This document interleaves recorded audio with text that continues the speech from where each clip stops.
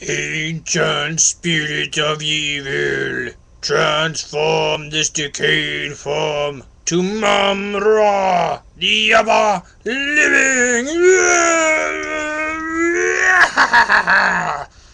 Okay, anyway, I promise I won't ever do that again. Cthulhu the Dark One, back with you again, peoples of the interwebs. This time with the Thundercats Modern, or Modern Thundercats, I should say. Grammar is fun. Modern Thundercats 6-inch transformed Mumm-Ra, or Mumm-Ra the Ever Living, however you choose to refer to him. This past week's episode, we finally got to see him in this form A and to see his transformation, which was awesome. And his pimped out Mumm-Ra car, which I totally want one of. But anyway, I don't have I couldn't find the 4-inch Mumm-Ra yet, so I don't have one to compare. The only thing I have is a little crap mummy Mumm-Ra. But anyway, this here is really solid, much like all the others. Great paint apps, really solid. The gold actually comes across as really shiny. Got his headdress up here, which is kind of weird. It's actually that piece, and that piece are 3 separate pieces that are not on him when you take him out of the package. You just have to pull this helmet off, plug him in, and snap his head back, or snap his little helmet back on. It stays on pretty good. I haven't had any issues, and of course it falls off as I say that. I'll fool with fixing it after the vid. I've been debating kind of gluing it in anyway. So, but anyway, much like Panthro, no joint, or you can see the top part a little bit, but no big screw in the joint, and actually, due to some of his little decorations, you can barely see any of the joints at all until you get down to the legs. Since I noted it with Panthro and they're roughly the same size figure, his ankles actually hold fairly well so far. Haven't had any problems. You get your... He has... Panthro has wrist articulation. Mumm-Ra here actually has the forearm and wrist. I think the wrist is mostly a byproduct because he comes with an extra set of hands that are more open.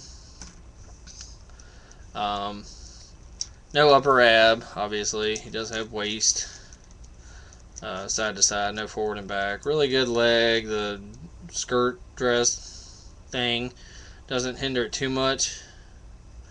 And another note, I do know the 4-inch comes with like a little feature for the magnet to unlock his bat wings. And sure enough, as other reviewers have pointed out, it looks like it was or could possibly be a place to attach them or for them to be molded in, and they changed their mind. That is a shame, because that's one of the main reasons I want a 4-inch one, to have him with the wings, but this larger scale with the wings would have been epic. So fingers crossed, maybe they'll do another version and we'll get that. But other than the figure and his headdressery, in the package you get a miniature Sword of Plundar.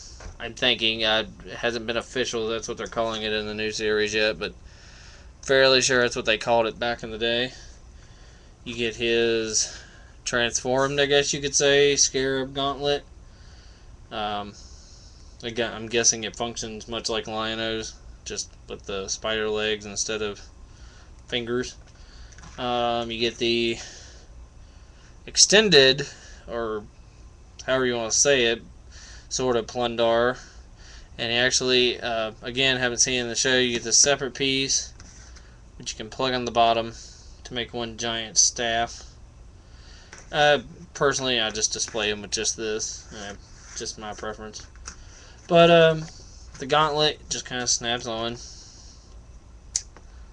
Of course, you can rotate it with his, gauntlet. And the swords, he holds really well. I say that and then it's not going to go in his hand. Oh, there we go. In theory, actually, these hands, if you tilted them right, could hold it. It just wouldn't be as solid. But anyway, there you have it. The Modern Thundercats 6-inch line. Mumm-Ra, the Ever-Living, or transformed Mumm-Ra, whichever they happen to be calling it these days. The kids with their crazy names. But anyway, Coming up next, we got Lion-O, the Lord of the Thundercats, to wrap up the week. So stay tuned.